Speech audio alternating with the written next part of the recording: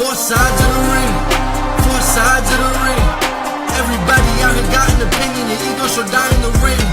If the debate's getting heated, we heating. You know it's been fire in the ring. We them guys in the ring. Leave with your pride in the sling. Four sides of the ring. Four sides of the ring. Everybody out here got an opinion. Your ego shall die in the ring. If the debate's getting heated, we heating. You know it's been fire in the ring. We them guys in the ring. Leave with your pride in the sling. Four sides of the ring.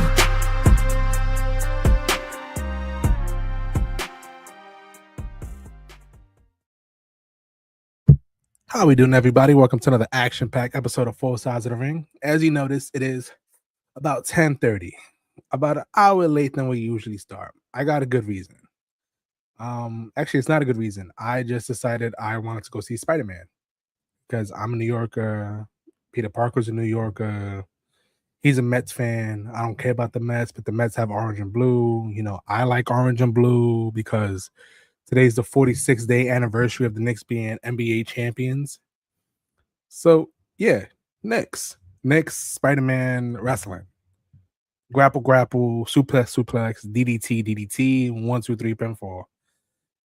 Usually I would introduce this as at last, but we have a special guest today.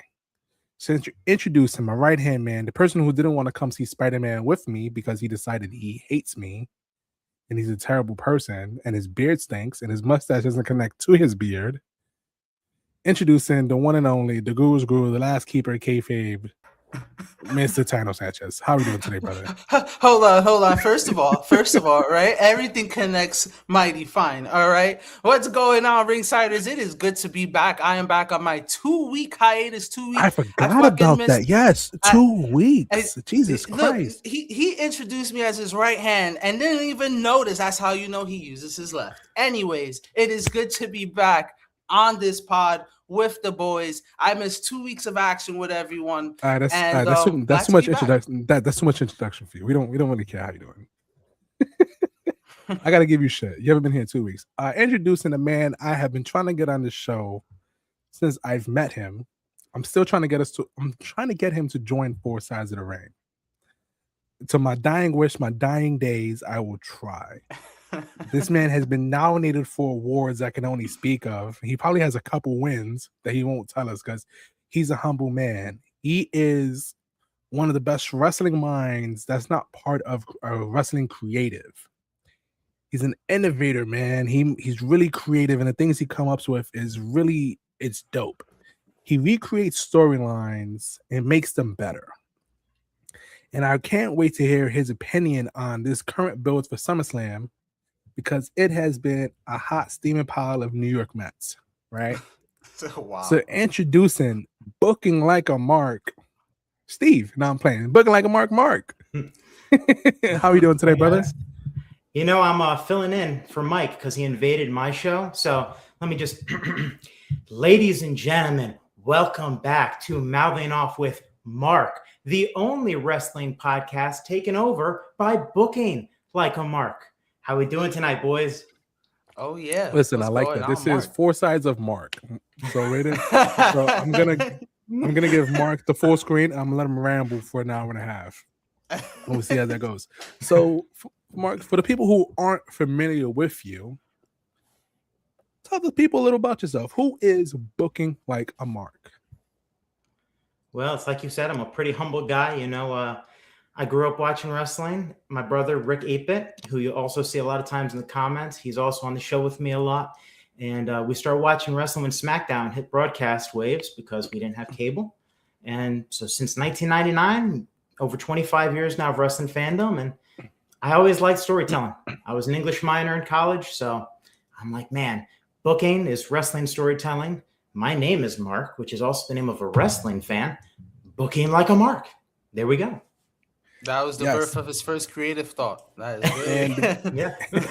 And the viewership should be a little familiar with Rick. We have had Rick on the show numerous times. I'm a part of trivia shows and as far as a couple episodes.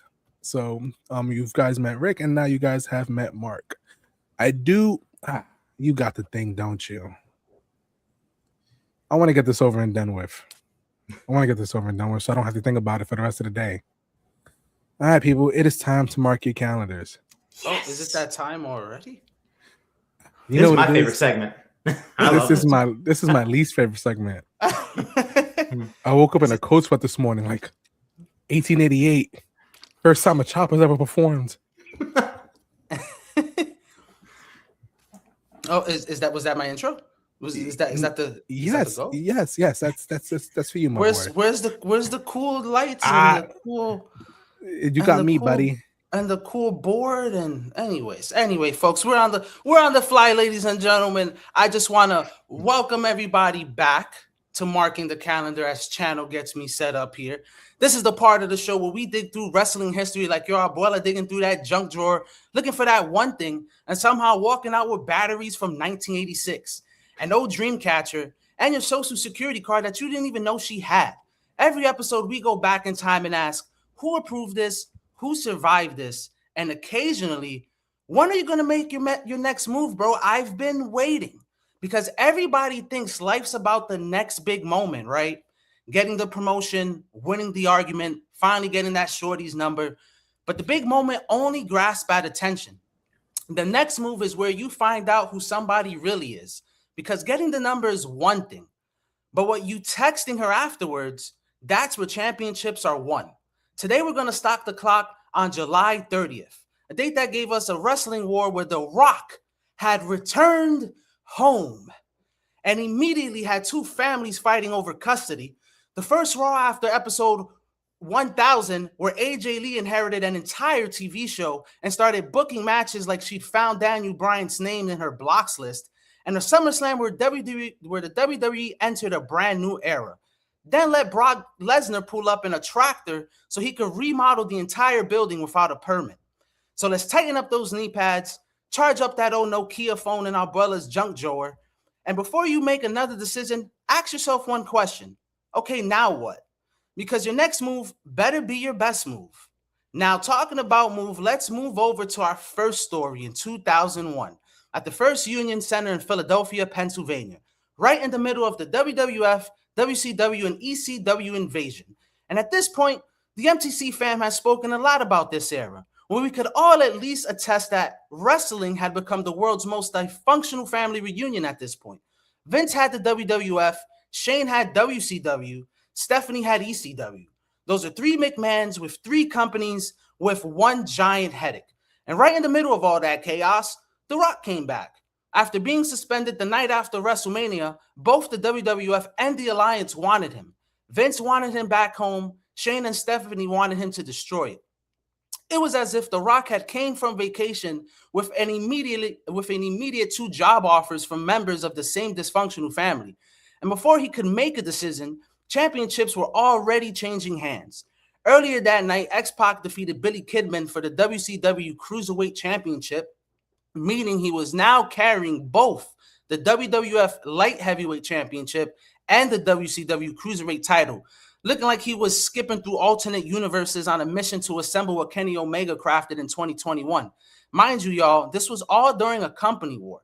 X-Pac somehow represented both companies. Then came the WCW Championship.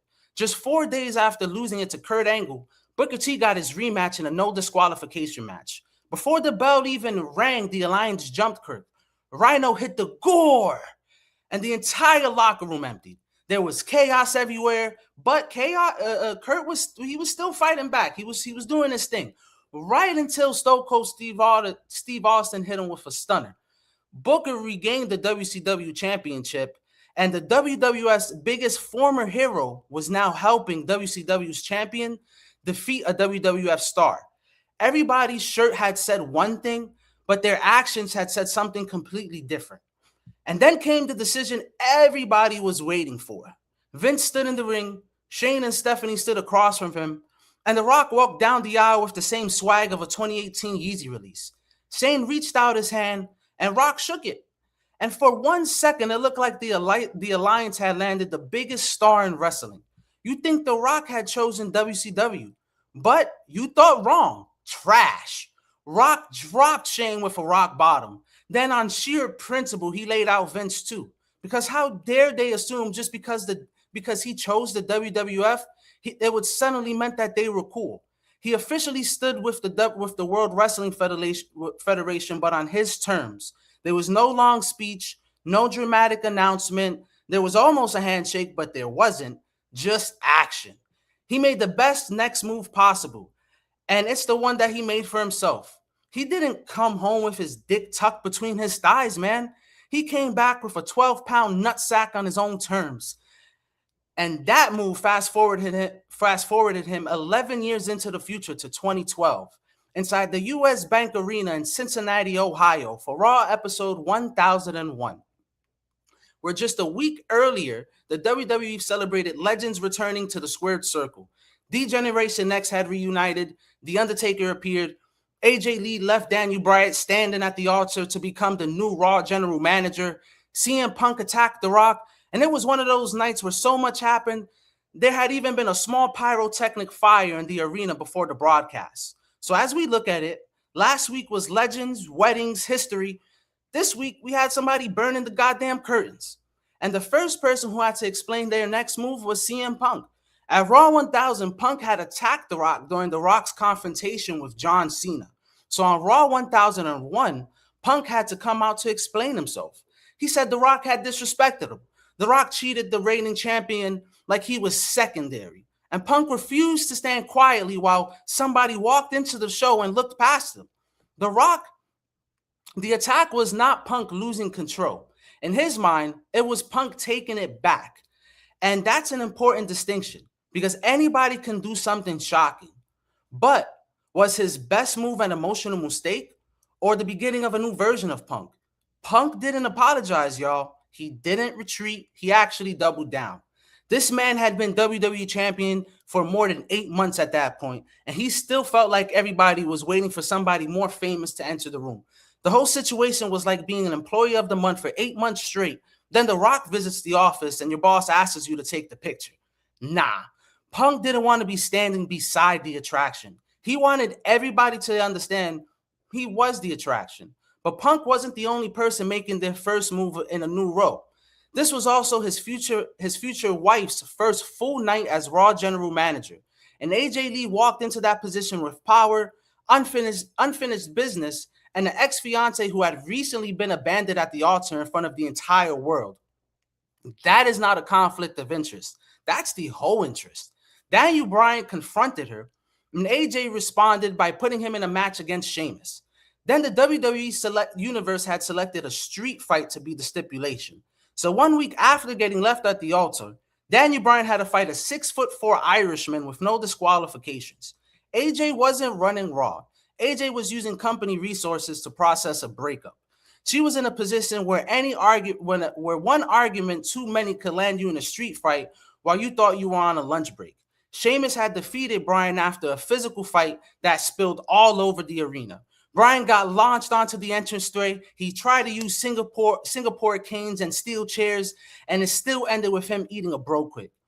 Homeboy lost the wedding, lost the match, and had to go to anger management classes soon afterwards. That wasn't a rough week. That was life putting together a 3-match parlay against one man. AJ's decision also shaped the WWE Championship picture. She booked John Cena against The Big Show, with the winner earning a SummerSlam match against CM Punk. But Punk interfered, attacking both men. He thought that if there was no winner, then there would be no challenger. That was his next move. It was also the wrestling equivalent of uninstalling Call of Duty because you were losing a 3-point handicap 1v1 matchup in your favor, 48-3. But AJ had the controller. She had came out and announced that since both men had technically been attacked, both Cena and Big Show would challenge Punk at SummerSlam. Punk tried to control his future, and AJ responded by adding another 440 pounds to his problems. That is why you read the employee handbook before arguing with the new manager. Punk walked into Raw 1001 determined to prove nobody could overlook him. AJ walked in determined to prove nobody could overrule her. One man used violence to control the conversation. One woman used authority to control the consequences. Raw 1000 gave both of them their moment, but Raw 1001 showed us who they plan to become afterwards. because getting everybody's attention is easy. You set the stage on fire, you attack The Rock, you leave a man at the altar. That'll get the people talking. But once the smoke clears and the celebration ends, and Daniel Bryan finally gets Reverend Slick's deposit back, you still have to answer, okay, now what? Well, now, let's fast forward a decade to July 30th, 2022, inside the Nissan Stadium inside Nashville, Tennessee for SummerSlam. But before anybody had even entered the ring, WWE had already experienced one of the biggest changes in company history. Just 8 days earlier, Vince McMahon announced his retirement on July 25th. WWE announced that Triple H would lead creative. For decades, Vince had been the man guiding the WWE. Every era, every major decision, every ridiculous idea that made you ask, who approved this? Usually had the same answer.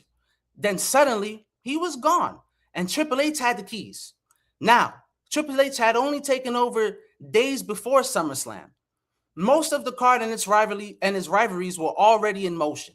You can't take a restaurant on Monday and change the entire menu before Saturday, especially when Brock Lesnar has already reserved a tractor. But this was WWE's first major event under its new creative leadership, which meant fans weren't just watching for the matches anymore. They were watching for clues, trying to figure out what Triple H's first move would tell us about the future. And the first major sign arrived with the opening match. Bianca Belair defeated the Raw Women's Champion against Becky Lynch. 1 year earlier at SummerSlam, Becky had returned and defeated Bianca in 26 seconds. Bianca spent the next year fighting her way back. She reclaimed the championship at WrestleMania, and now she had one more chance to prove that 26 seconds no longer defined her. Bianca retained with the KOD, but the biggest move happened after the match. Becky offered Bianca her hand, then embraced her. After nearly a year of jealousy and obsession, Bianca finally chose respect. Sometimes the move that defines you isn't throwing another punch. It's accepting that somebody beats you. That's growth. It's actually disgusting growth. It's therapeutic approved growth. And you think that the WWE would just let that moment breathe, but you'd be wrong, because Bayley returned. Then Dakota Kai appears, and then Io Sky. 3 women walked onto that stage and instantly changed the direction of the entire women's division. Bayley had been gone for more than a year. Dakota had recently been released, and Io had yet to compete on Raw or SmackDown. There was no speech, no announcement, just 3 women standing there. Every champion backstage suddenly started checking the locks on their locker room. Bayley returned like your manager coming back from vacation with 2 new supervisors. Hey, everybody, meet Dakota. This is Io. Everybody's like, why are they holding steel chairs? Well, it's team building. Don't even worry about it. Later that night, Liv Morgan retained the SmackDown's Women's Championship after the referee counted the pin without seeing Liv tap out. And I tell you what, y'all, Ronda Rousey lost her absolute flipping mind. She ends up attacking Liv, then attacking the referee. Sometimes your next move proves you've grown. Sometimes it proves that it could get security called. Then we'll reach the main event, where we got Roman Reigns against Brock Lesnar in a last man standing match. And after years of fighting each other, the WWE knew another ordinary match wasn't enough. So Brock Lesnar drove a tractor to the ring. Not for decoration, not just for a fancy entrance, but to commit structural damage. During the match, Brock slid the loader underneath the ring and lifted the entire thing into the air. Roman rolled out like a perfectly grilled summertime salchicha into a nice pair of steamy buns. Paul Heyman went through a table. The Usos interfered.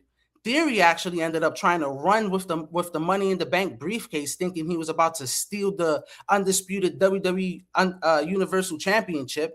But Brock immediately planted him with an F5 before the cash-in could even officially begin. Money in the Bank gives young wrestlers the same confidence a backup quarterback has after one good preseason game. The same confidence you get 15 minutes after popping a Blue Chew at the Strippy. Roman and the Bloodline finally buried Brock beneath tables, chairs, steel steps, honestly, everything else that they could find, until the referee counted to 10. Roman retained, And after all those years, Roman versus Brock didn't end with one finishing move, it ended with a tractor, a destroyed ringside arena, and Brock buried under half of the arena. Underneath all of that chaos, SummerSlam was quietly answering a much larger question that Vince McMahon had made his final move as the WWE leader. Now that Triple H made his first move, what was the first major show going to give us? Well, it gave us Bianca finally escaping the shadow of 26 seconds, Becky Lynch choosing respect, Bayley returning with Dakota Kai and Io Sky, and Roman and Brock ending with one of WWE's longest running rivalries with an image nobody will ever forget. Triple H didn't need to reinvent WWE overnight. The first move didn't have to answer every question. It had to show the audience that there was somewhere new to go. And when SummerSlam ended, wrestling fans were asking the same question they hadn't been able to ask for decades. What does the WWE next? And for the first time in a long time, that uncertainty felt exciting. Excuse me. That uncertainty felt exciting. Just as exciting as these birthdays. So before we close this vault, July 30th got some birthdays. First, on July 30th, 1961, we have El Brazo, a member of the legendary Alvarado wrestling family and one-third of Los Brazos, alongside Brazo del Oro and Brazo del Plato, de Plata, I should say. This man came from a wrestling family with so many wrestlers, and his family reunions probably needed a referee. Most families argued over dominoes, but I guarantee you those Alvarados could probably settle an argument with a six-man tag team. The Alvarados is one of the most recognizable families in Mexican wrestling, proving that when wrestling's in your blood, your next career move could have already been selected before you even learned how to walk. Next, on July 30th, 1994, we have Forrestretto, a member of the Reyes family and part of Nueva Generación Dinamita. Forrestretto's name roughly translates to outsider, but he entered wrestling with an entire family dynasty behind him. That is not an outsider. That is a dude showing up to a club saying that he came alone, then 12 cousins step out of an Uber XL. And finally, born on July 30th, 1996, we have Marco Stunt. Marco became known nationally through AEW and the Jurassic Express, standing beside Jungle Boy and Luchasaurus. That group had a Jungle Kid, a dinosaur, and one regular-sized backpack. Marco was smaller than nearly everybody he faced, but he wrestled like he never even once realized that he was wrestling dude twice his size. Most people would see somebody twice their size and they'll reconsider their next move. But when Marco saw them, he was like, nah, I could probably jump off of something. And that takes courage or poor depth perception. Either ways, happy birthday to all three of them. Those are three different wrestlers from three completely generations, all proving that the size of the person, the size of the family, or the size of the dinosaur standing beside you doesn't determine where your next move, what could be your next move. And that is why we keep marking the calendar, because history remembers the big moments, the returns, the championships, the promotions, the announcements, but those moments only get everybody's attention. What really defines you is your next move. The Rock had to choose where he stood. AJ had to prove that she could lead, while CM Punk doubled down on who he wanted to be.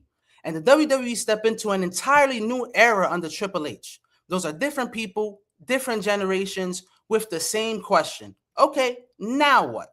Because anybody can have a moment, but your next move, that's the part people remember. My name is Taino, the last keeper of kayfabe, and I'll catch y'all next week on this comfy side of the corner of Four Sides of the Ring. Until then, let's keep marking the calendar.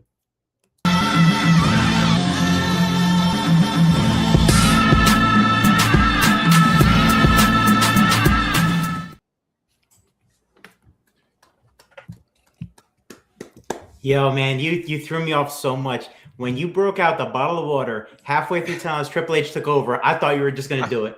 I thought you were going to spit everywhere, man. I needed a little drink. I was losing some gas. But it was definitely just real quick before we move on. It was interesting that 2001 rewatch was amazing to watch. Like SummerSlam 2022 was a few years ago. The 2012 show was fine, But that 2001 show, I'm so glad that we're in that era because I could cover that and watch that every week. It's just so fucking beautiful. Thank you, Yeah, everyone. I rewatched for your that time, by today. the way. That's the timeline that we're working in now. So I was rewatching that episode, man. The Rock coming back, and man, I'm going to be covering that later in August. Yeah, but I can't that wait was to one hear there. it. Good stuff. All right, so we're gonna go run our first ad so I can give Mr. Keeper of Kayfabe a nice little air break because my man's was struggling. He pulled out that bottle of water, and I was like, "Oh, my man's is struggling." So we'll be back in under 50 seconds. Wrestling fans, I finally did it. I launched my very own pro wrestling coloring book on Amazon. It's packed with bold action-style wrestling pages, championship belts, entrances, arenas, characters, and moments made for fans to color their way. Whether it's for kids, collectors, wrestling families, or anyone who grew up loving the larger-than-life world of pro wrestling, this book was made with fans in mind. So if you want a fun gift, a creative activity, or just something different for the wrestling fan in your life, search the Pro Wrestling Coloring Book on Amazon today. Color the action, create the moment, and support independent wrestling creativity. Search the Pro Wrestling Coloring Book on Amazon now and help bring this project to the top rope.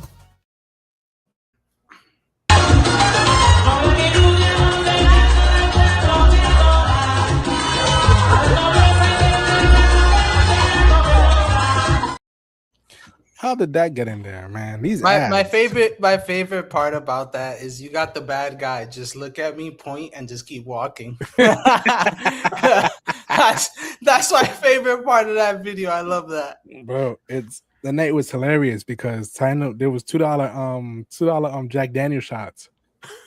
Tino handed me his water bottle, bought a couple shots, got hammered, and ran off. So I asked BP, I was like, "Where the hell is Tino?" He's like, "He's over there." I was like, "Oh, so I gotta record this." But yeah, unfortunately, that was marking the calendar. I feel bad for the people who had to listen to that. Oh, terrible history. But here we go. Now we're going on to the part that people actually watch. Me. Nah, Tyler's my guy. I gotta give him shit.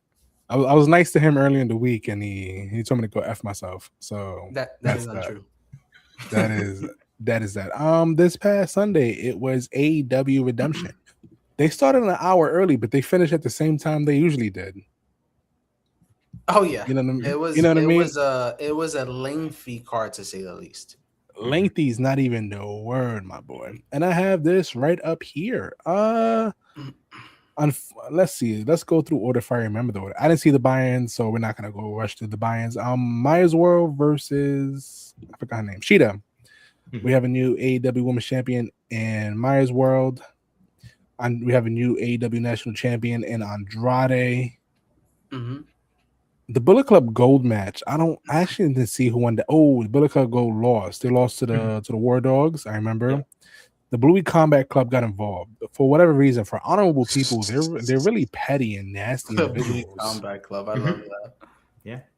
You had the old guys, Cope and Christian. Two guys who shouldn't be wrestling because they're over the age of 50. Actually, I take that back. Christian's still that guy. That was a solid matchup. And you're lying to yourself. No, good. Then we have the 6-way match. Speedball Mike Bailey won that barefoot. Mm-hmm. And then we had the moderately aged Bucks versus John Moxley and Will Ospreay, which the Young Bucks won. Good match. That was actually a really good Young Bucks match. I haven't seen a really good Young Bucks match in a really long time, so I was pleasantly surprised. You had Kyle Fletcher versus Bandito. I don't know. It might just be me. I don't know how I'm speedballing through this, but that's because we have, excuse me, guys, we have 12 SummerSlam matches to go through. Mm-hmm. But I don't know about you guys. Mark, you was there with us at Double or Nothing. Mm-hmm.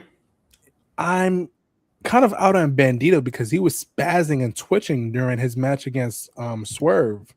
We all thought he was genuinely hurt. You know what I mean? He was doing the same thing this match. And you could say, yeah, it was selling, but like this selling and is like doing a little bit too much. And for me, that was a little bit too much. I don't like the spazzing. It makes me wrestling is an art form.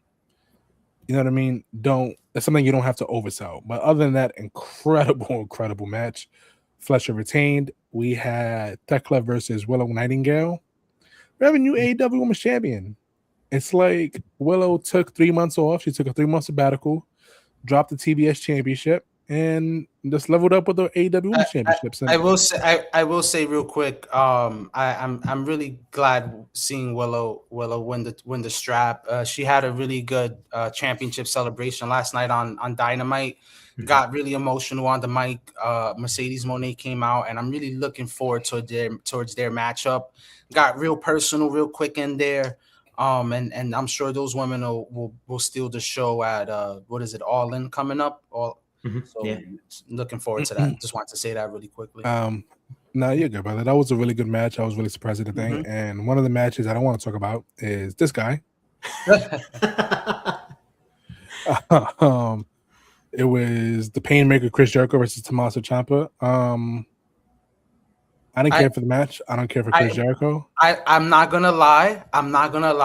It was a dope match in terms of like the violence. Obviously, you know, Chris Jericho was super winded, but I think this was more for Ciampa. Again, just the crossover, because this was Sunday, and just tonight he had a match on Collision, and it was a squash match against I forgot his name, but a dude who's twice his size. And I think this is just a perfect build for Ciampa to maybe regain another title there in the mid tiers. But I think Jericho great work, man. I think he's just at this point going through a run of his old gimmicks, trying to put other guys over. I enjoyed it. I enjoy what he's doing. But if he's trying to put other guys over, what about, shouldn't Ciampa have gotten the win there? That's in terms of the storytelling for Ciampa, because what's this guy's name? He just being a Mark some big dude, but I think this is more for Ciampa's redemption story. I think this is definitely more for Ciampa than Jericho, but I don't know. I enjoyed it. This is 2 minutes too long talking about poopy Chris Jericho, who's like 75 years old. My bad. Yeah, I knew it was coming. Yeah, listen, here's the thing, man. Chris Jericho is top 10 undoubtedly of all time. He's a Hall of Famer in every single promotion. And he doesn't look good at all. He doesn't look good. Well, how would you use him then? You always bad. What is the proper way to use him at this point? I'm glad you asked. You know what's the proper way to use Chris Jericho? I'll let you know right now. You don't. You don't. You don't. I don't know, man. I think he's still got something to give. Give him an authority role. Put him commentary, manager, like Sting for Darby. I mean, not a whole gimmick in a group, but you can do all those things. You can protect him in tag team matches. This way, you're not exposing his old age all the time. Listen, he's still incredibly talented, but at the end of the day, Jesus Christ, man, he's murder burgering me. And I'm not gonna hold you. I got too good of a look at that drill. It was a bit. It wasn't like an actual bit, but it was a bit. And I was wondering, I was like, are they gonna be sick? But then I saw it. And then we have the main event. Kenny Omega versus Kevin Knight, also a very good match. Kenny Omega retained. Two belt jet is not on the cards yet for my boy, but it might be. My general consensus is the Speedball Mike Bailey is going to defeat Kyle Fletcher in Mexico, I guess, when they're having that match. And then it's going to be a unification match for the TNT Championship and the International Championship for Speedball and Kevin Knight. I feel like that's the easiest layup they can possibly do for those two gentlemen. But now I can see them fighting, but I don't think it's going to be unification. I think, if anything, Kyle Fletcher's going to defend against Okada at All In, because they've been teasing that as well. The Don Callis shenanigans. But that wasn't even the most interesting part about that match. At the end of the match, Mox came out. He gave Will Ospreay the plastic bag to asphyxiate Mr. Kenny Omega. Will Ospreay said, "No, I'm a real boy. I don't need to. I don't believe I'd have to kill these people in order to beat them. I'm strong enough for my own." And then so he tore it up. He threw out the Bluey Combat Club, and then Kenny Omega, he turned at him. He's like, "What do you think was gonna happen?" And then the Elite came back together. So at heel Elite, I don't really care much for it. Here's the thing. I love the wrestling aspect of Kenny Omega. The myth Kenny Omega. The legend that is Kenny Omega. But when it comes to him cutting promos and having a personality outside of being the greatest of all time, I don't want to hear. I don't want nothing to do with it. You know what I mean? Don't ruin the mystique. He's openly said he's not good at promos, but you can, as we all know, Kenny lets his actions speak in the ring. So I do agree with you, though, Channel. I agree. You know what I mean? Kenny is undoubtedly top 3 greatest of all time. A physical specimen in ring, absolute dog in the ring. Nobody can take it away from him. I just don't care about his character work. Like, to me, if you know, go ahead, say your piece. I'm sorry, I just because you're talking about Kenny, I will say that maybe you guys could help better make me understand, but I don't really dig the heel turn. Like I do, but I don't. Like I feel like it's just for the story, and it was just kind of forced, which is why I feel like I don't dig it. Because Kenny is a great heel, but it's like we are doing this for all in against Will. Okay, I get that. However, I thought Will was infiltrating the Death Riders, but it's so. And I'm tuned in every week, but I one minute you'll hear me on a Thursday say I love it, the next Thursday you hear me say I hate it because it's so confusing to me. Again, I was watching Collision while the boys were setting up, and you have Will Ospreay in a matchup. You have John Moxley on commentary while Will's getting his ass beat, and John is just talking on commentary. It's like, what's going on? The no sanction match or whatever they got going on next week is next week, where the guys can't interfere. Your boy's getting beat up in the ring tonight, and you're just talking. So it's I don't know, man. I don't know. Well, why exactly do you say it was an Omega heel turn? Because I'm seeing it more, even if it is a heel turn, like SummerSlam 05, Michaels just went heel for that one storyline with Hogan, right? But I don't really see it as a heel turn because I think it's just Kenny. He knows it's probably his last title run. He's getting a little paranoid. He knew Ospreay had the chance to take him out. And so even though he knows deep down that Ospreay wasn't going to do it, the idea that someone could take him out, he's so threatened by it that he had to be like, no, I'm still the cleaner. I'm still that guy. That's possible. That's a very good point. But I don't feel like you didn't need to do any of that because All In's at Wembley in London. You know what I mean? Will is going to be the white hot baby face going into that stadium regardless of what happens. You didn't need the extra umph. But like I said, I don't care about Kenny's character work. I don't need Kenny Omega to have a character to play a character. I need Kenny Omega to be genuinely himself, go in, kick ass, take names, put people over.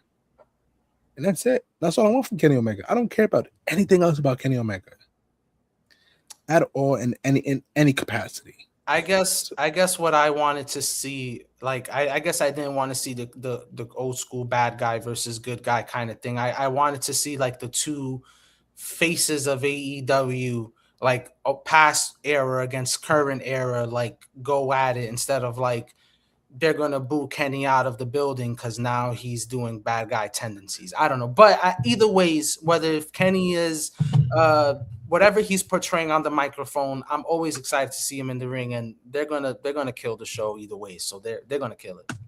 Right. This was important though, because this was, you can look at it as a speed bump pay-per-view because we already knew that it was going to be Ospreay on his way to All In, or it could be a bridging pay-per-view where the story continues through it. And we knew that the Kevin Knight match, he was going to lose anyways. So what was after was what was important.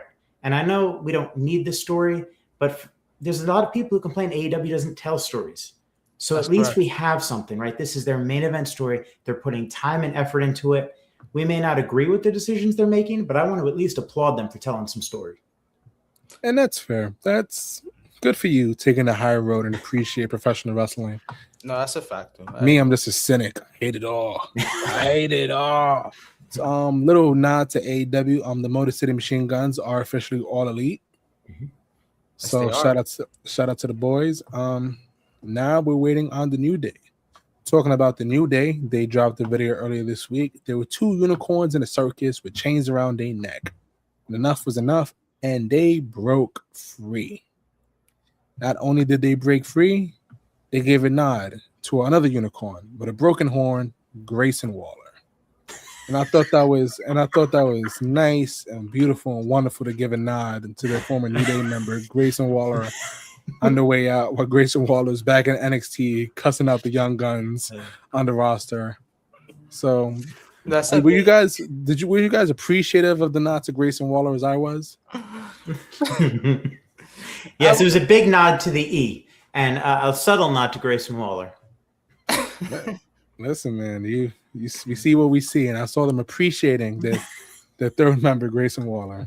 I will say, just being honest with the ringsiders and with you guys, I'm yet to see the video. It does sound really freaking dope, so I do want to check out the video once we're done. To be honest with you're really not missing much by it. They're legitimately in a circus. No, the way Chain. the way you said it, I pictured it in my mind. It just sounds really cool. So I do It just is. kind of want to check it It's out. it's short, but it's worth watching. Yes. Yeah, like it It's does sound cool. really like dope. But on the really quick on the nod to Mr. Grayson Waller, what you boys think of that NXT promo? Real quick, it was so cool. I had to text the boys in the group chat like, "Yo, I don't know what you guys are doing, but at least check out this promo. He's going crazy." And I thought he went off in such a way that the wrestling world were tweeting it. They some TNA guys were a little hurt on what he said, and that's how you do it. You shake it up. And now, just like I was using in that segment, he made that his moment. That was his moment. What is his next move going to be? Now I got to be his best move. Let's see what he does. It was great. I'll let you take the keys on this, Mark. What was your thoughts on it? Honestly, at this point, it would really take a lot for me to care about Grayson Waller. He was neutered so much on the main roster. They stripped him of his gimmick. They stripped him of the Waller effect, which I actually think there should be more of the in-ring TV shows. I miss that era personally because it was great storytelling devices on a weekly basis to at least progress stories forward instead of just always in-ring segment, two people talking. It gave a nice visual appeal to it. But his promo was good. I just think it overshadowed Santana a little bit, right? I think all their focus should have been him, new name, coming into NXT, and instead now we're talking Grayson Waller as if he should be getting that spotlight. And that's fair. You know what I mean? I agree with you wholeheartedly. I do not care about Grayson Waller at all. To me, it doesn't matter what he does. He can find a cure to world hunger, and it will not move me. I don't. Here's the thing. To me, there's basically another Grayson Waller on the main roster, and his name is Ethan Page. Both Ethan Page and Grayson Waller have one thing in common that they do really well, and they have punchable faces. You know what I mean? Grayson Waller, he had his run. Listen, and I'm not necessarily blaming him. You know what I mean? A big fault of it is creative for failing these wrestlers. You know what I mean? They fail these guys, and these guys are forced to reinvent themselves back down in NXT. Something that Austin Theory should have done. Austin Theory should have went back down to NXT, reinvent himself, go back up, kick ass, take names, yada, yada, yada. He did call Austin Theory Marty Jannetty. Here's the thing about being Jannetty. When you're a Jannetty, you don't do anything afterward. You know what I mean? It's your career is basically donezo for neat. And that's not who Austin Theory is. Austin Theory is a superior wrestler to Grayson Waller. He doesn't have the mic chops, but he's younger. He has time on his side. He's only 28 years old, and he's going to ball out, whether that's on the E or somewhere else. Yeah. And I get it. He's trying to put a fire under these NXT people's ass, but honestly, I'm not gonna lie to you guys. The men's division on NXT is lackadaisical. It's not exciting. It's predictable. NXT is primarily a women's show. You know why? Because the women run the show. Kendall Gray's a dog. They haven't had a miss as a women's world champion maybe since they started NXT. You know what I mean? It's the women on the show run NXT. The men are such a minor part of the show. It doesn't matter. So if he's doing this to light a fire under somebody's ass to take the dub, who's going to take advantage of the opportunity that's created? It is going to do it to have Grayson Waller go over to go back to the main roster for him to do absolutely nothing. What's the point? You know what I mean? I'm over it. There's nothing, like Mark said, there's nothing that Grayson Waller can necessarily do to win me over. I don't care. He was in a New Day trying to be the third member. Then I guess he was the unofficial third member. And then when the New Day went off, he just wasn't on TV. And that's not his fault. Creative failed him. But even before then, they was doing the teasing, will they, won't they feud with Austin Theory? Are they going to separate, break up, and have a feud? Won't they? No. You know what they did? They gave him the tag team championships at WrestleMania in a ladder match, and then and that was the day the tag team division died in WWE. They should have had Waller against Theory. That would have. They should have. And then for him to like shout him out in the promo, we talking about he's a Jannetty. I now have to carry 250 pounds of dead weight, brother. You haven't been carrying that weight in over a year. True. Yeah, exactly. Also, Because like you said, he was with the New Day recently. So it's not even yes, like you bring up any recent history. What was the point of it? you know what I mean? It's like Theory was out for a minute with injury that was undisclosed, Mhm. and like he was just floating around. And so, oh, you don't have that weight, brother. What was you doing without that weight for the past year? Not a Well, goddamn thing. I tell you what, my only theory to that is that, like, in terms of wrestling is so fast paced that you only, at least for me, you only know if you're reminded. So he didn't remind us really necessarily of the New Day. He mentioned his time with Theory.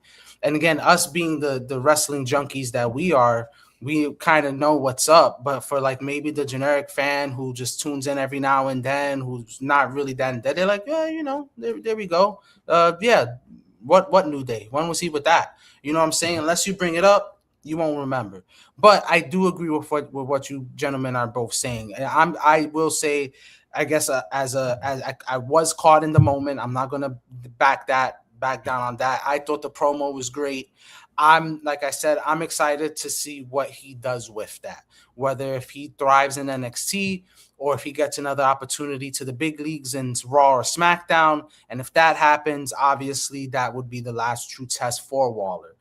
He is, a little older, I guess, but he's not like in his 40s, so he's still got a lot of time. He may not be as good in technical sound as Theory Channel, but he's not no scrub in the ring. Yeah, we'll see what's in store for Waller. They gave him a little bit. Remember, like when he first came up, he had the feud. He had Edge's last match on WWE programming. You know what I mean? I remember on SmackDown. I remember that. He had that, and then he's like, "Congratulations, you swam." Yeah. And that was it for my boy. You know what I mean? They tried to put it. You're right. I forgot all about that. They did try to. Same. Yeah. Yeah, bro. Like, so they did. Listen, you can blame creative over wrestlers if that's the route you want to go. I won't argue with that. You know what I mean? It's basically semantics. But the Rick 8-Bit had a great thing. Grayson who? Well, first he needs a new finisher. If he's coming back, please change, because he's got to set up for that finisher. He's got to go outside the ring. It takes forever. I hate it. Get this man a new finisher. Maybe I'll care. Maybe. My man can have 6 new finishers. I promise you, I still won't care. There's nothing. As long as you're still a Theory guy channel, we can never leave the support of Theory, bro. You know, it's crazy. I became a Theory fan because these guys were shitting on Theory so much that I had no choice but to stick up for my guy. And I was like, this is disrespectful. And Channel thought I was wilding, but then he heard all the slanders on a week-to-week basis. He's like, you know what? I'm a Theory fan as well. Yeah, same. I'm like, you know what? Theory's not that bad.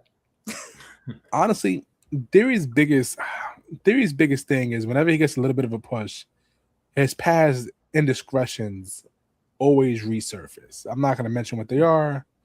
Google is your friend. Whether it's true, it's not true.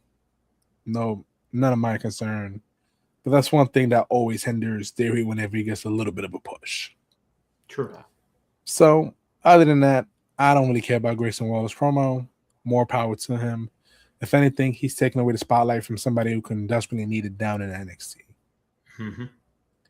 But if he happens to make something of it, reinvent himself, and go back to the main roster with a chip in the shoulder, so be it. But other than that, like my good friend Rick 8-Bit said, Grayson who? And why should I care? There's one more thing I did want to talk about. It was arguably the worst segment of WWE this year. The critics are calling it truly disastrous, a new low for WWE.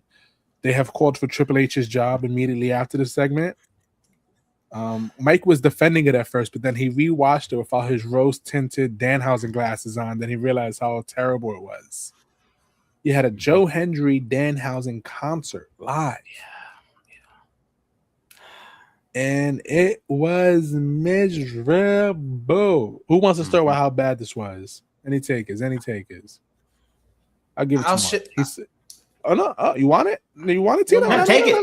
No. Okay. You spoke up. So my thoughts. Here are my thoughts. I will say, I was just real quick, 90 seconds, really quick. I'm moving around. I have Raw on. I'm like, all right, Danhausen, Joe Hendry. Then I hear the concert. and it's like, you are cursed, and it's like, you are cursed, and then I'm like, is something wrong with my TV? And then I look, I'm like, oh, it's a show. This isn't good. And then we have Ryan Garcia, and it was just very underwhelming. They try to make it entertaining. I love Danhausen. Dare I say, I believe it's a little too much Danhausen. I'm a big sports guy. I'm always on like ESPN and stuff like that, and I might have to go to FS1. There's no Danhausen on FS1. It's just too much Danhausen. And again, love the guy. He's doing great work. Shout out to him. He's getting those human monies, but it's a little too much. And now we're getting what feels like to be 2019 SmackDown segment. So, I don't know. That's a great comparison. I love that. And I get that he's got the ice cream truck now for the weekend. That's cool. I would have rather just have him drive through the arena and giving out ice cream and get jumped. But to drag Joe Hendry in that and the same thing over and over again, it's going to be stuck in my head forever now, unfortunately. And I get you're building to SummerSlam. You've got this match, him and Dom. And this is the last segment we're going to see with the two of them. Why would that make me care about them fighting? I will say this. It's kind of irresponsible to fire off all those curses in a public setting with people who have done nothing wrong to you. You know what I mean? Just out there firing them off. It can be a song for them. Those are dangerous. I'd be ducking if I was in the crowd. You're not getting me today. Yeah, but that was a big talking point for our last 2 weeks where you were missing because you hate us and decided that you wanted to go on to Green Bay Pastures. You went on an alternate wrestling podcast. He went on 6 sides of the turnbuckle. That is untrue. The cool side of the ring. Booking like Pablo.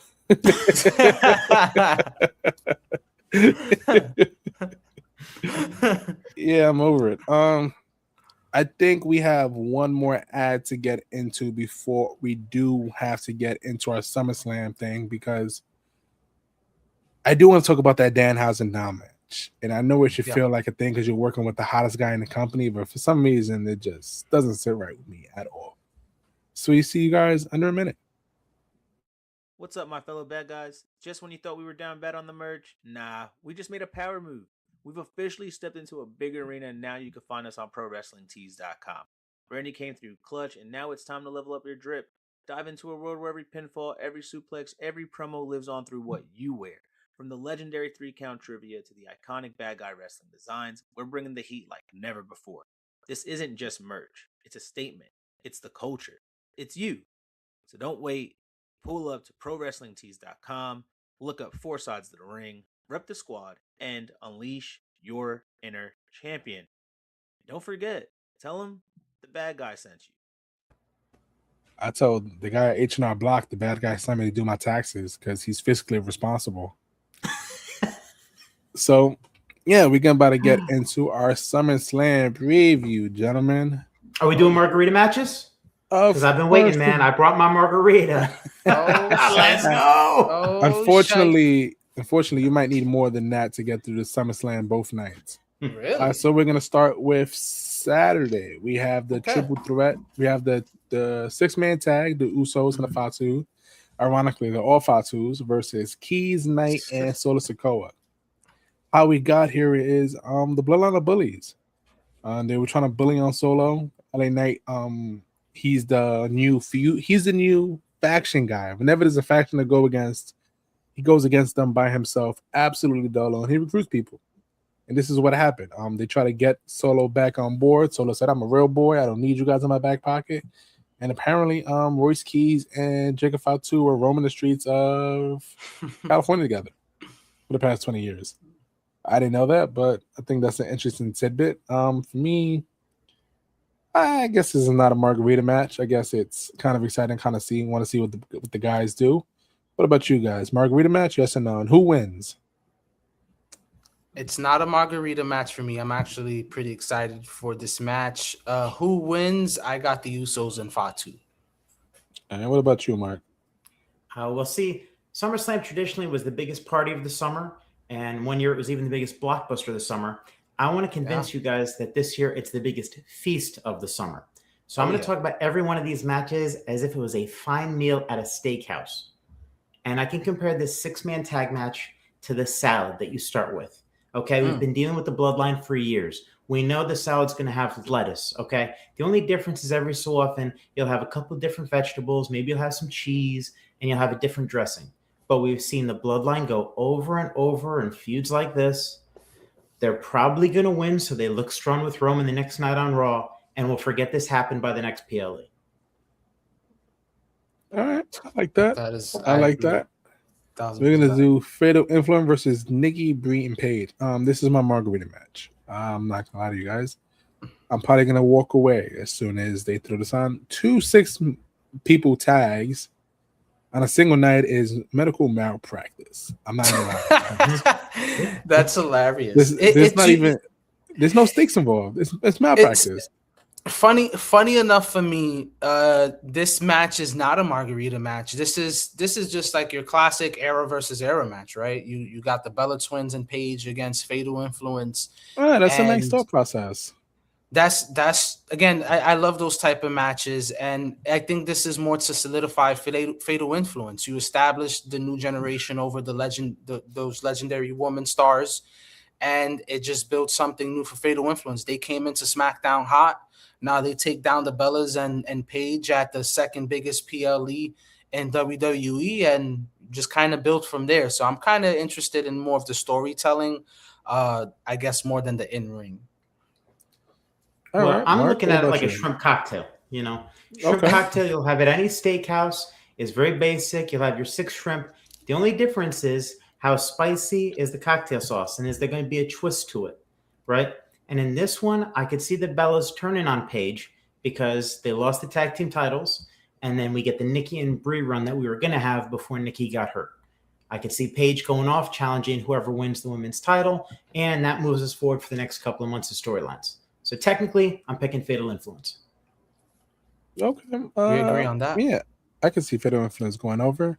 We have the return of a wrestler who hasn't wrestled in a couple of years. You have Gunther versus Nick Aldis, who has stepped down from SmackDown GM for SummerSlam for this one match.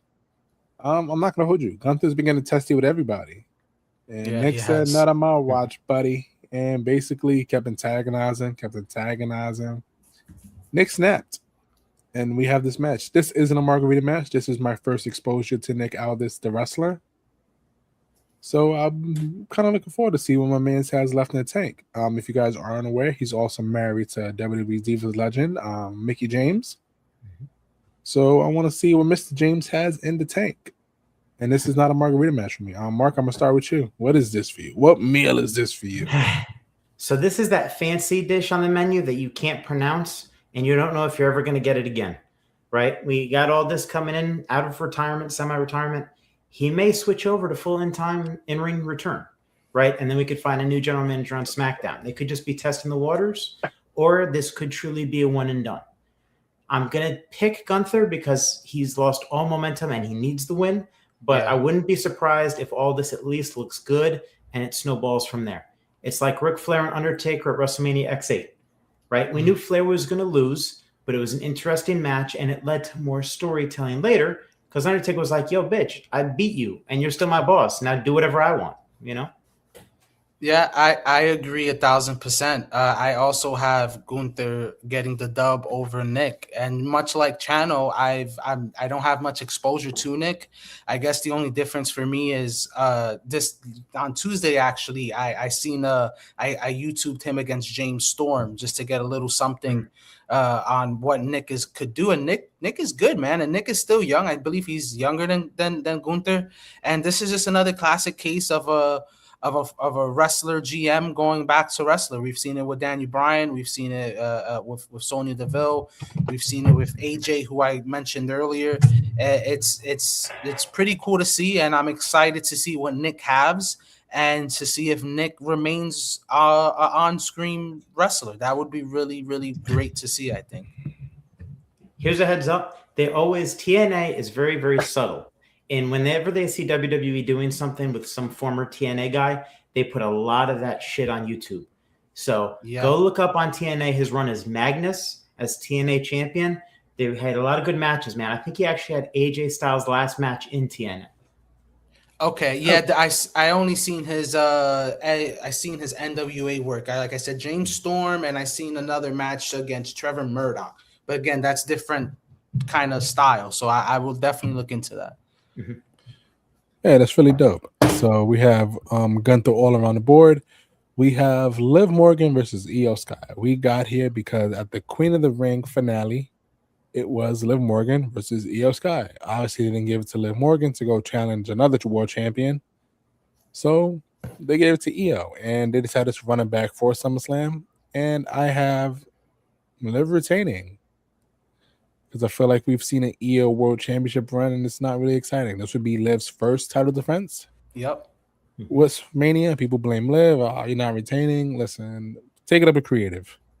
Yep, I agree. I have Liv as well. Like you literally just said, this is her first title defense, and then what? Since she won it 2-3 months, whatever the case is, and she's gonna prove to the world why she is one of the most dominant women's champions when she is in the ring. I'm a big fan of Liv. Think Liv is great in the ring, great in the mic. She's that annoying girl who's just annoying and who could back it up, and it'll be great, man. I love Io as well. I wish I could see Io win, but it's not time yet. Io, like you said, Channel, we've seen it already. Keep it on Liv. She's on a historic run, I feel like. Yeah, I look at this kind of as that cocktail that you order that it was good last time, but now it doesn't taste the same. They had a really good match for that Queen of the Ring final. I don't expect this to be as good. And if you asked me after the Queen of the Ring, I would have said that Io would have won and then faced Rhea a couple months later for Crown Jewel because Rhea can't beat Io, and that would have been your storyline there.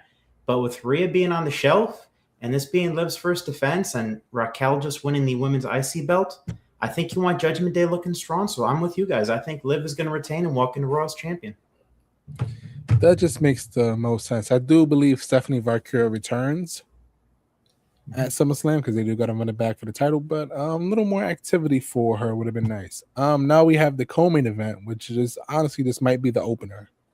We have Hell in a Cell, Oba versus Lesnar, and this better be a slobber knocker. The first one was kind of a Oba squash. Second one was kind of a Brock squash. I want to see a 50-50, two beefy men just chopping meat. You know what I mean? Let me ask you this really quick. My apologies, Channel. Let me ask you, gentlemen, real quick. What do you think is to me, I think they got to go at least 15 minutes. 15 to 20. 15 to 20 to have to, because like you said, they both had a squash apiece. It's in a Hell in a Cell. 15, 20 minutes max, right? I mean, so we could have that full force, you know what I mean? Of just fucking monsters in a cage just battling it out. I don't know if Brock has 20 minutes in him, dog. Maybe he sure looks like he does. Yeah. I mean, it's a small sample size. He's only been in 2 Hell in a Cell matches, and both of them were more than 18 minutes. So if we're doing the over-under on 15, yeah, I'll give you the over. I like that. I got Oba. I got Oba with the win, and I got Brock officially retiring afterward. He might just snatch the boots away from Lesnar. You know what I mean?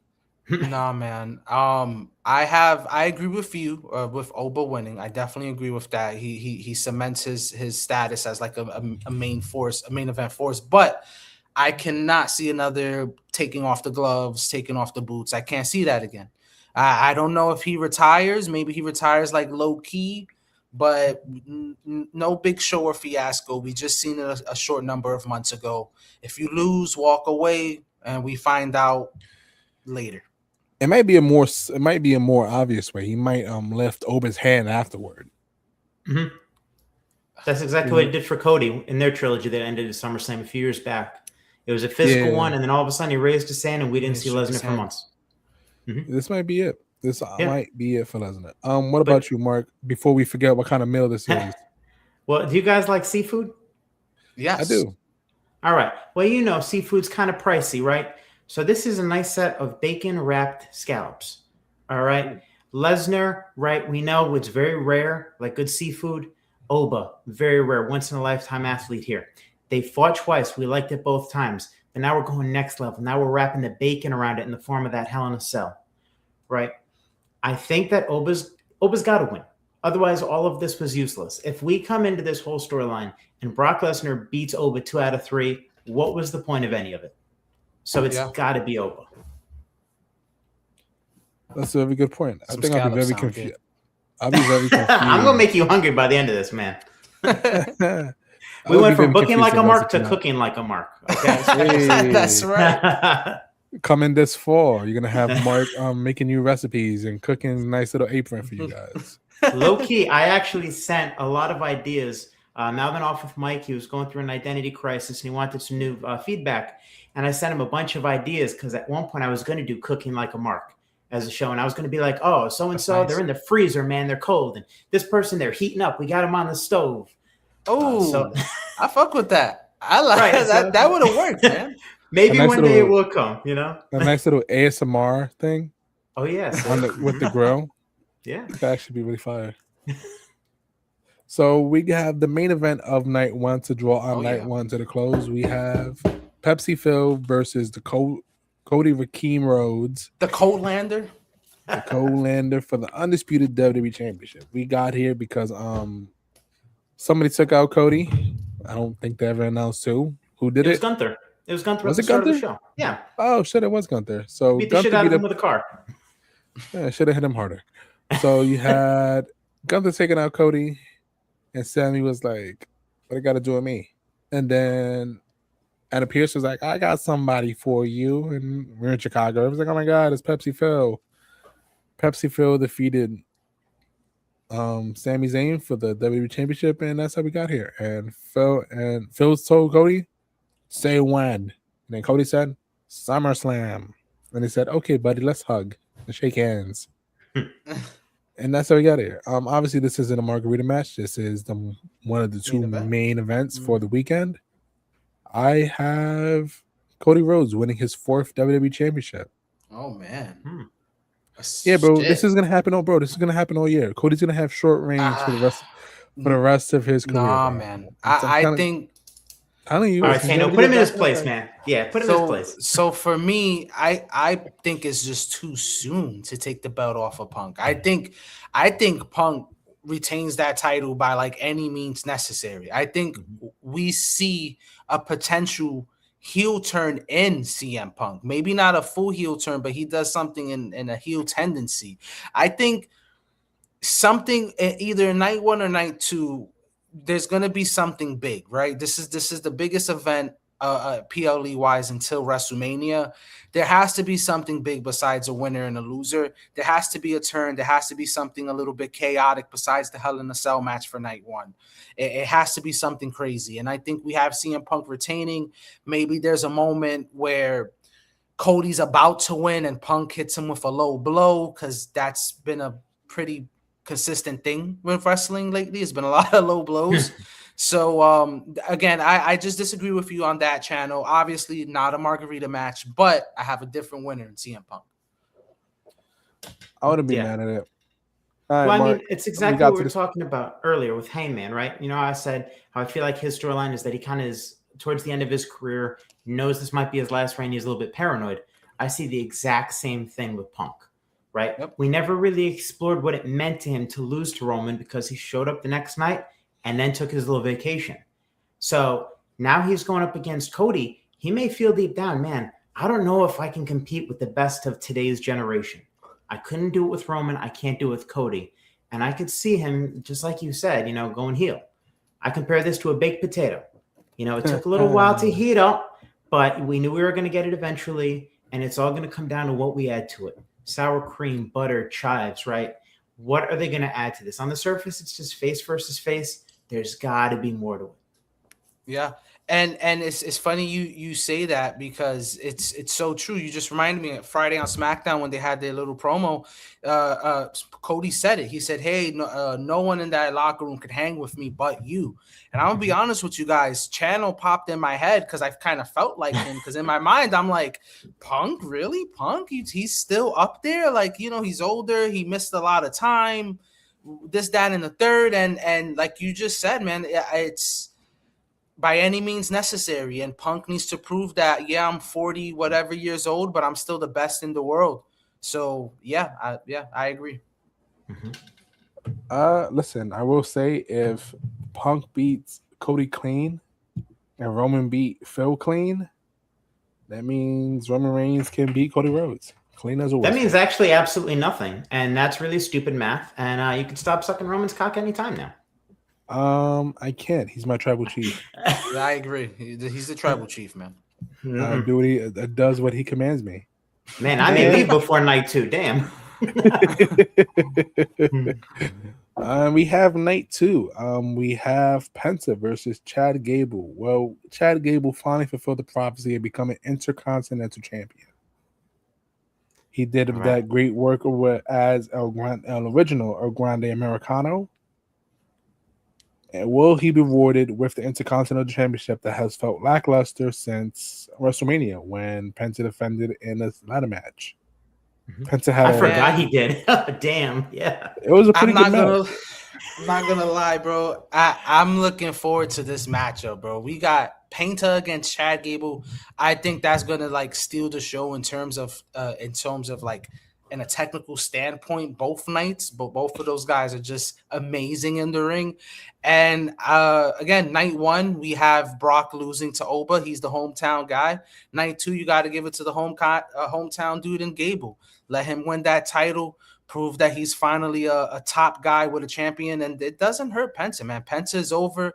Penta's that guy, and I don't think Gable needs a title, but he needs a title. He's white hot right now. Keep that momentum. Let him be a fighting champion while Penta maybe moves into a bigger championship picture. So that match is interesting. Nah, Gable needs the belt because if you kind of notice, Raquel won the Intercontinental Championship. No, that's what I'm saying. Gable gets the belt. Yes, you know what I mean. But now everybody's like, "Oh, why they took it off of Soul? They should have gave it to Raquel sooner, bro." No, it makes sense to take it off of Soul. I love Soul. Soul is great in the ring, but I think she didn't connect with the crowd, at least with me. It's just like you just kind of waiting for her to hit that Soul Snatcher, and other than that, it's kind of like it's nothing really there with Soul. And with Raquel, we've kind of all been behind her, you know, especially with her personal issues coming to light. Like we definitely got behind Raquel over. Yeah, but you know how you won't get her over if you just take the belt off her and you discard her like you did Lyra after she lost the Intercontinental Championship. Yeah, that's how you lose people. Mark, how do you feel about this Penta Gable match? So everyone goes to the steakhouse. You go to the steakhouse and you're craving steak, but sometimes you look at the menu and you're like, damn, don't sleep on the bone-in pork chop. Okay? Because this match, there is so much meat on the bone here. And like I said, don't sleep on it. This is my pick for the match of the weekend. Ooh. Not only do we have the layers of the storyline that you guys were talking about, but if you really go close to the bone, remember, Penta's first match in the WWE on Raw was against who? Grande Americano or Chad Gable? Chad Gable. And that's what became the spiral, was he couldn't beat the Luchadors and he became El Grande Americano. So literally the whole storyline started with Penta and Gable. So like this is such a beautiful thing, man. It took its time. They cooked it low and slow. And now we're getting here. Put the belt on Gable. Let's see what happens. I like that. I got Gable winning the strap. How about you, gentlemen? Same. I got Gable winning the strap. Mm-hmm. Copy. This is my margarita match of night 2. Trick Williams versus Baron Corbin. Whoa! Holy yes. That's you too? Yes, 100%. You know what I compared this to in the meal? Holy a glass of water. A glass of water? You drink it, you're just waiting for something else to come to the table. Okay? We had Trick versus Mello right there. Okay? That when Trick won the title from Sammy at Mania, Sammy had won it from Mello. We all said, perfect. Summerslam, Trick versus Mello.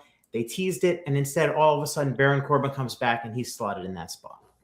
I will say, this is not a margarita match for me. Maybe it's just a nostalgia of Corbin. I know he's only been off of the WWE television for a couple years. I only seen him as Bishop Dyer maybe once or twice when he was in the Indies, and I was a big fan of Corbin, man. Like, even when everyone in the internet was kind of flaming him for his role, what he's doing, his outfits, love Corbin. So it's not a margarita match for me. However, it probably won't be the best match, but I'm still gonna tune in. I do have Trick retaining. I don't think Baron wins the championship his first matchup back. This is just to show that Williams is a top tier future star. You have him go against a name like Corbin, who's a big brute, who's a recognizable name, and it's just basically a litmus test for Trick. That's all this is. But not a margarita match for me. I'm excited for Corbin. I haven't seen him wrestle in a minute. You just must not like margaritas because this is the pure definition of a margarita. I haven't. Yeah. I was about to say not one margarita yet. It's night one, not one. Night two so far. He's sober dober. We have monies on a pole match. I don't know what that means. It's like a WCW kind of vibe. It's like a Vince Russo kind of vibe. To me, this feels like Dom's on punishment and they don't know what else to do with him. Like I get it, you know what I mean? Danhausen's the most over guy in the company, so this should be like an honor for him to work him. You know what I mean? This should be an honor to work with the most over guy in the company. But all that curse shenanigans, what is he gonna do? He's gonna curse Dom before the match or during the match and get the windfall? It's just depressing to think about. I think it's something where you just gotta. I think they're just doing this to protect both of them. To where how does it protect anybody? This is a waste of time. That's why they're having this weird stipulation kind of match because I don't think a pinfall secures the win. So you don't have Danhausen taking a pin, and you don't have Dom, who's a credible champion, especially representing AAA. You don't have him taking a loss. So this is just exactly my point. Dom's your AAA mega champion. You don't think he could have defended the championship on SummerSlam? That's an alternate universe. That doesn't count, man. Bro, I agree, and I think I found my first margarita match, man. Yeah, because I have no interest in this match. I agree. Bro, it's Dom. What does Dom do after this? It's just honestly, bro. What does he do? This is more for Danhausen than Dom. This is just more for Danhausen than Dom. You get Danhausen on a PLE.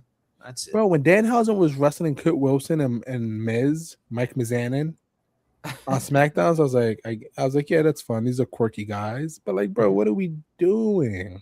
Mm-hmm. Yeah. Bro, no, I agree, bro. It's like we said a little earlier, man. It's I love Danhausen. He's great, but it's a little too much Danhausen.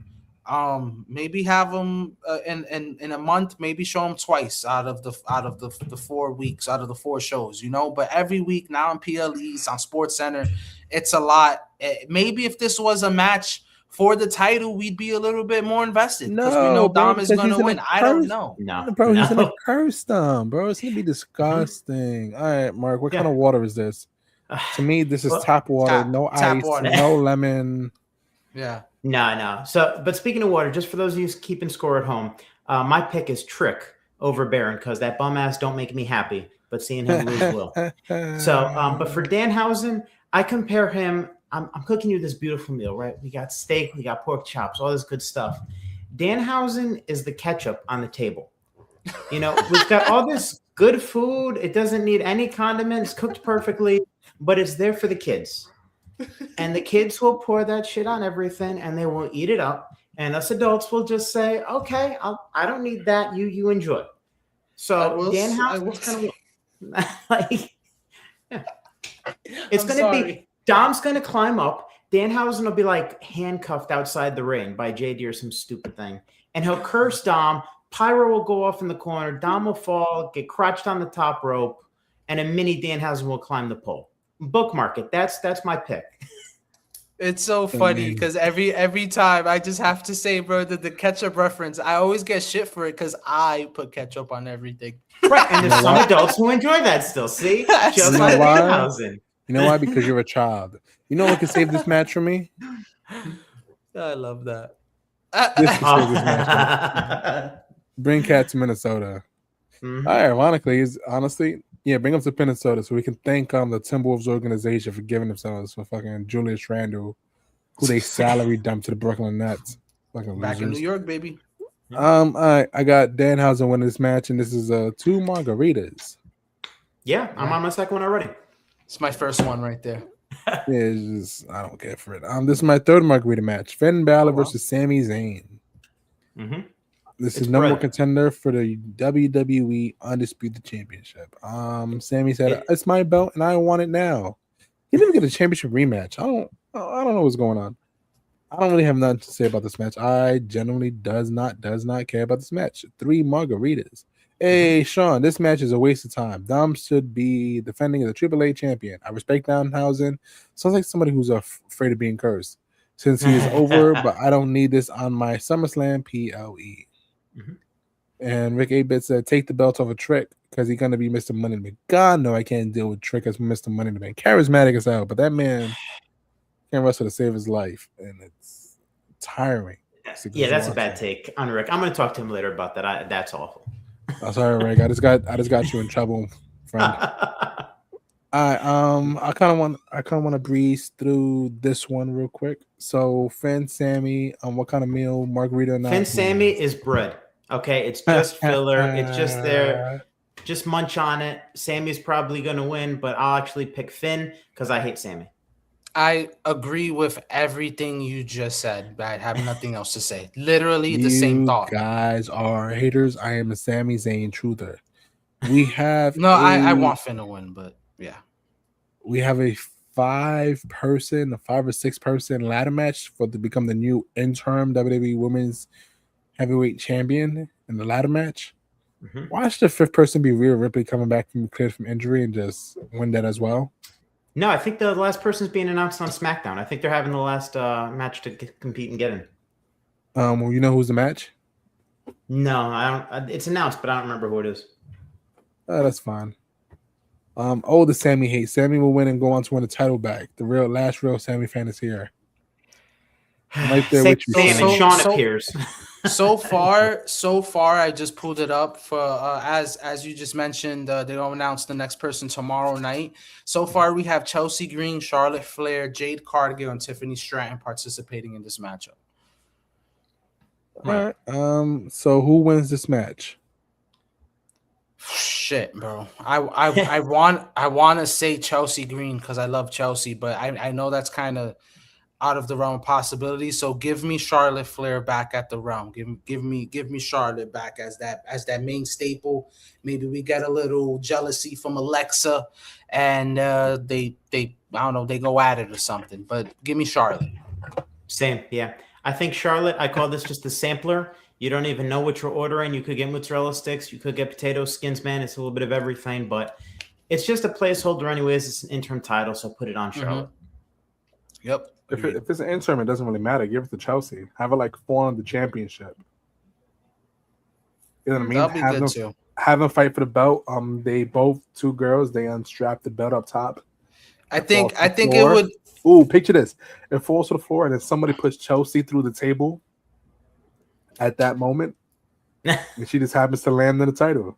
So I will say I would like, yeah, I would love to see Chelsea, especially you said it's an interim title, but I for the last couple months I want to see Bliss and Flair kind of go at it. They have that weird little dynamic of a friendship, and you have Flair kind of with a big head since he's a winner again, and kind of shoving Lexi to the side, and ultimately having them kind of go at it again. I want to see Lexi back on the big stage again. So again, got Charlotte. Yeah, I just want to remind everyone real quick, just because Rick 8-Bit, I shit on his opinion of Trick winning Money in the Bank, but he said that this match should actually be a scramble match. Bring the scramble back because when you are in that match, if you get a pinfall, you are technically the interim champion until the end of the match. So just whoever after the 25 minutes or 20 minutes is the champion would stay the interim champion until Rhea got back. So that's some Rick 8-Bit looking for you. Wow. All right. That's interesting. Sorry, guys. That movie took that's an interesting way to book, I will say. Next is the world title match, no? Yes, it is the world title match, the true main event. The reason why everybody's tuning into SummerSlam in the first place. A wonderful, beautiful, glorious tribal chief, Roman Reigns, the OTC, the only tribal chief, the original tribal chief, the Omega tribal chief. he sits at the head of every table he dines at. Versus Poopy Seth Rollins. Mm-hmm. And arguably the last time these guys will probably face off in the ring. For now, for like a year or two until something. Nah, Reigns deal is up soon. He has 1 or 2 manias left. Oh wow. So since next year's a Saudi Mania, they probably give him a fat payday for that one, and I'm assuming he'll probably do one more to officially Back in the States, yeah. To officially want to hand the waste reign his few over. appearances. You got to get over this Rollins thing, man. Because he's still Roman. I'm not a big Roman Reigns guy, obviously, but he does still have a lot to give. At some point, you have to have him face Oba. At some point, for some odd reason, you have to have him get his win back over Cody. So that's already 2 of his matches right there. And then at some point, the bloodline will implode and he'll face Jacob Fatu again, or maybe we'll give Jimmy Uso the rub finally. So after this, I agree with Chano. Seth is done. He's out of the picture. Yeah, so I have Roman winning this because my man Seth almost tried to put his hands on my captain, Jalen Brunson. Lucky he didn't, because he would have never made it out of the goddamn stadium. He would have never been able to come back to New York. He would have never, bro. He would have never left the arena, bro. The security protecting him would have turned on him. I will say, I agree. I think we all mutually agree that Roman stays champion here. He needs to close this chapter against Seth. And I'm excited for this matchup the most. Obviously, it being the last matchup out of both nights. It's for a reason. It's so much history, so much storytelling. I think maybe we could all agree that Seth has always had Roman's number, at least in the ring, at least wins to losses. I just think it's the perception of Roman Reigns that outshines Seth Rollins. And with Roman Reigns winning, defending the title on SummerSlam, it would just make Roman look stronger. You finally close this chapter on Seth. No more Seth Roman. Roman stays champion maybe into the fall, early fall, September, October, whatever PLE's around there. And he'll drop it then because he said until the summer, right? So we're still hanging on that. But give me Roman over Seth. Can't wait for that match. I think it'll be a grueling main event. Yeah, I forget where I saw it, but I'm pretty sure they announced that Roman will be at Money in the Bank. And they announced a few dates that he's going to have after SummerSlam leading to that. So he'll have a defense there probably. I wouldn't be surprised if Oba wins Money in the Bank and cashes in right after. Yeah, wouldn't be surprised either. And that would takes out Roman. Oba's the champ. Roman leaves for a bit. I see that. No, I think that's a waste of Money in the Bank. I would rather they just say, look, Oba, you had a title shot, man. Here it is. You pick your time. Because you've got Sammy in the mix. He'll probably win Money in the Bank. Or I hate to say it, but Trick does have a shot. LA Knight always has a shot. I don't think you waste Money in the Bank on Oba. Do you pull the trigger on LA Knight finally winning Money in the Bank? I would. Because then he can go around the bloodline, right? Because he knows with all of this bullshit he's been dealing with them, he knows no matter what happens, they're going to get in his way. But with Money in the Bank, all of a sudden, if like there's a big brawl and they're taken out, he's got a clear path to Roman. So Oba, even though he's king of the ring, he forewent his championship opportunity, and he no longer has it. That's why my man did it for the giggles. He's a little giggler. All right, Mark, what kind of meal is this? Last meal of the day. What is this? Oh, you know, man. At the good steakhouse, you pay the good money and you get the aged beef, the aged steak, right? This one has been brewing for years, aged perfectly. But like I said, this is going to be the last time Rollins is in the picture, because I was looking it up. And if you age the steak for too long, it starts to taste really funky. And I think at a certain point, this would taste funky and we wouldn't want to see it anymore. The only complaint I have in the build to this is I get it's all about their history. I would have loved to have seen the comparison of the two of them when they hold that belt and really look at, does the title make the man or does the man make the title? Because Seth was that first, not Universal, World Heavyweight Champion, and he was constantly defending it to make it mean something. And now Roman has it, and he's only had a handful of defenses, but he has still elevated it without defending it all the time. So I think that could have been really interesting to look into. But I'm with you guys. Roman will get the win here. All right, and that is our SummerSlam predictions. Before we get out of here, Mark, we've been friends for a while. You know all four sides of the ring. Mm-hmm. Well, all 17 of us, really. Jeez, it's like the Don Callis family. Baby faces and heels. Out of all the members of four sides of the ring, who's a baby face and who's a heel? I love asking this to first time guests. Oh yeah. Taino, he's too much of a nice guy here, man. And you guys are always shitting on him. He's a baby face through and through. Okay. And you with your ageism and shitting on your cohort there and your tag team partner, you're a heel. The bad guy, how could you walk around calling yourself the bad guy and not be a heel, right? So he's a pretty nice guy. He's a nice guy, but you can't have that gimmick, you know? It's a facade. Like, the last keeper of kayfabe understands, okay, if you walk around saying you're the bad guy, you got to be a bad guy. You have to be a bad guy. Right. Knit Ram, oh man. He's a heel. Actually, it depends on which episode I'm listening to. Sometimes I'm like babyface, and sometimes he's on the other side of that. So he's a tweener. And of course, the Zombie King, you know, it depends on which organization he's with, right?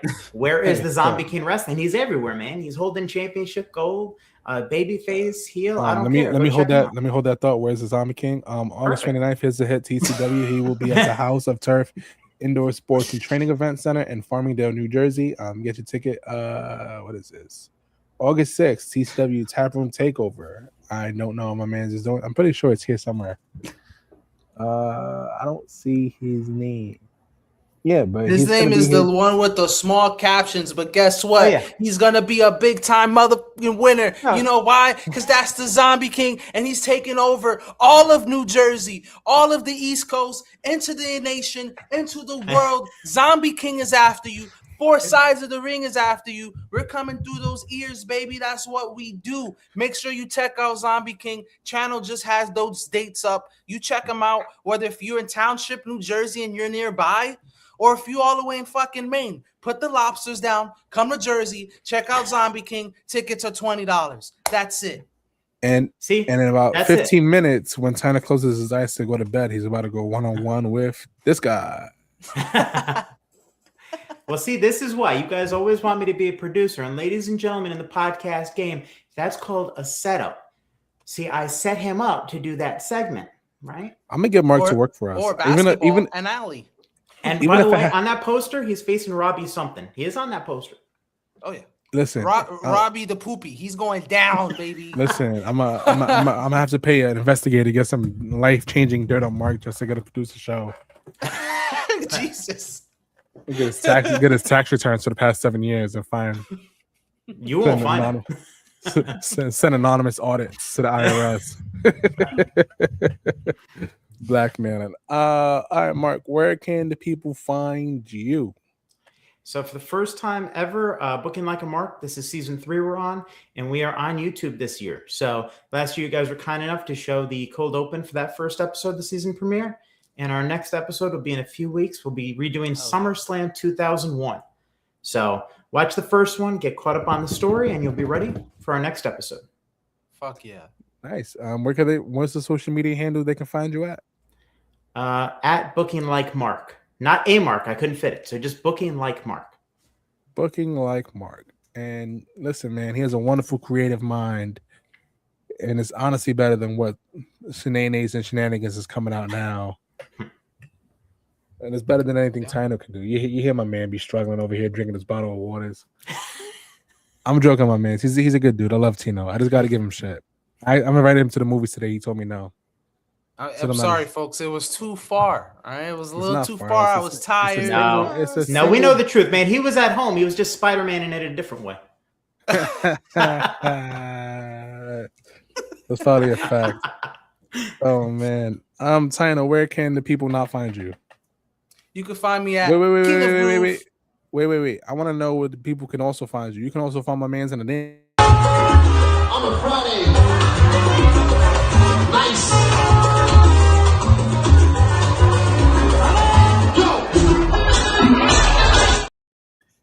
I love this video. Every time I gotta say real quick. So for whoever's watching on YouTube, if you see, anyways, you can find me at King of Groove 16, TikTok and Twitter.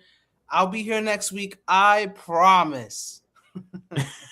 He says that. I don't believe him. It's like my dad. It's like when my dad tells me he's gonna come see me to hang out with me, and it never happens. You want to know what Mike's doing? Mike's currently in a movie theater dressed like this, watching Spider-Man as well. Do I have that clip? Do I have that clip to show? I think I do. Wait a minute. Where's Mike?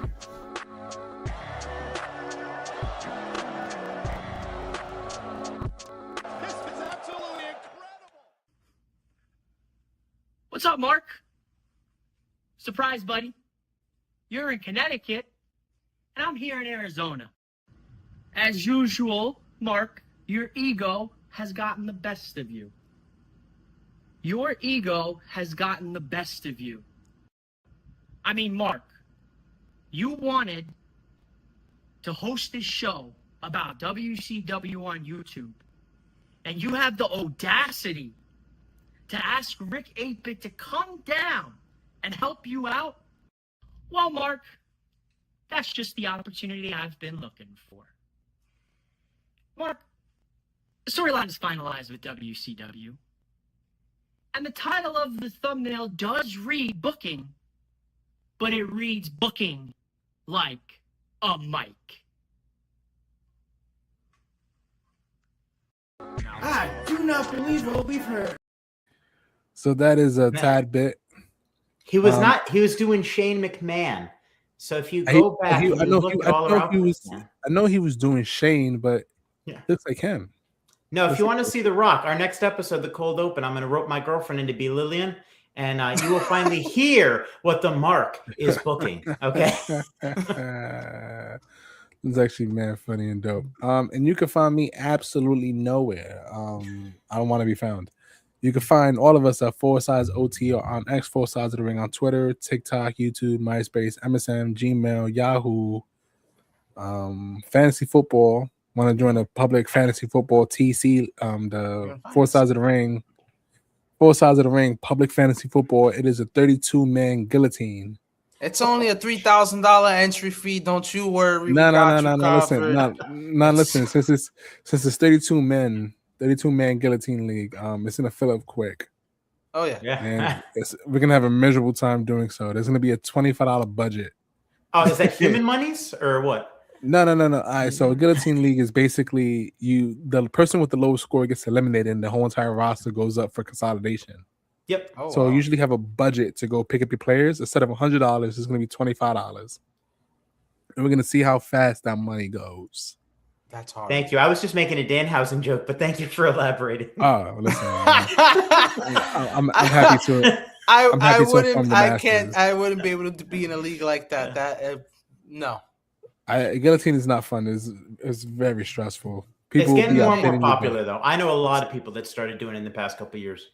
Yeah, it's guillotine is very stressful. I was in a 2-quarterback league last year. And I was going through it. I couldn't imagine that. Now we might do guillotine for our wrestling podcast league this year. So if you're a wrestling podcaster and you want to join the wrestling league, it's gonna be guillotine, and we're gonna hate ourselves and we're gonna have fun doing it. But for that part, that's our show, everybody. Peace, love, and happiness. I always say this: Nixon 5. Spider-Man was a good movie, so you guys should check it out, or be tight or not check it out. And then when it comes out on streaming, I tell him to watch it. He's like, yeah, I'm gonna watch it. Then he watches it 8 years later. I'm like, wow, that was a really good movie. Fucking asshole. Gotta wait for the hype to die down. That's all. Fucking terrible person, dog. I don't follow trends. You know what I mean? Yeah, it's a POS. And that's our show, everybody. We'll see you next Thursday. Peace, y'all. Thank you, Mark, for coming on, brother. Hell yeah.